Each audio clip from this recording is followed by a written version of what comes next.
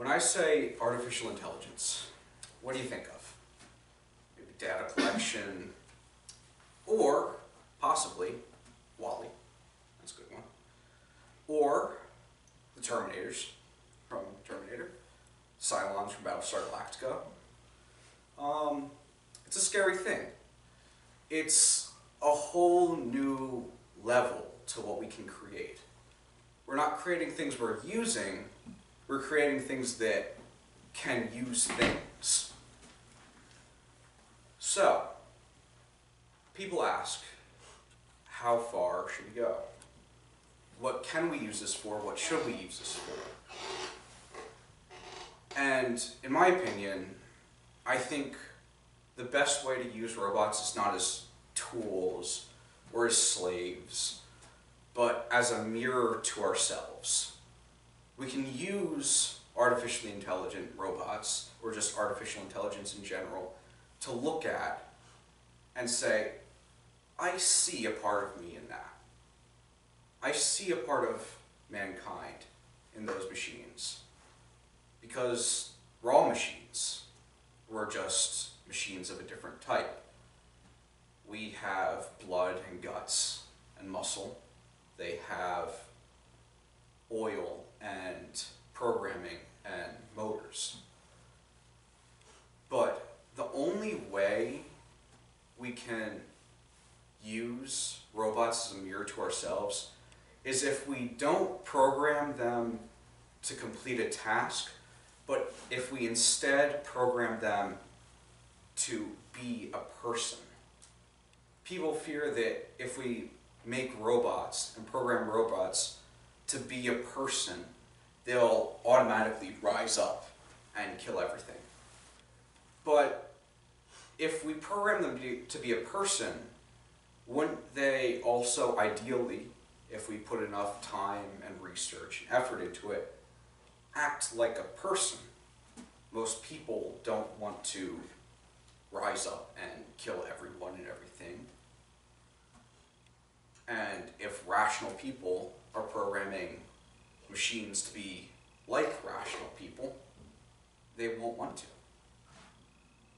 But what we will be able to do is use it to examine ourselves. Each piece of the programming will mirror something in ourselves. So if we look at it and take something out, we could examine parts of our psyche on our own, on its own. We can look at, if we remove this, what happens? Now, the way I would suggest doing this is through a process I call evolutionary robotics, or evolutionary AI programming. And essentially what you do is you start on the base level of living behavior, finding food, avoiding danger, and build upon each thing until you get to the level of complexity, or close to the level of complexity, of a human being. If you keep layering those behaviors on top of each other, you'll be able to replicate what we have as behaviors in ourselves. And we'll be able to examine what we are. Now, a few years ago, I was diagnosed with obsessive compulsive disorder. And part of me for a long time has wondered what makes me like that.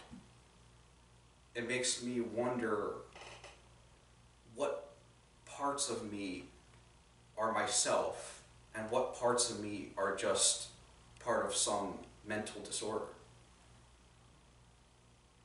and what I can claim as my own, or if all of it is me, or if all of it is the disorder. I don't know where the boundaries are. But with this, if we can examine the behaviors,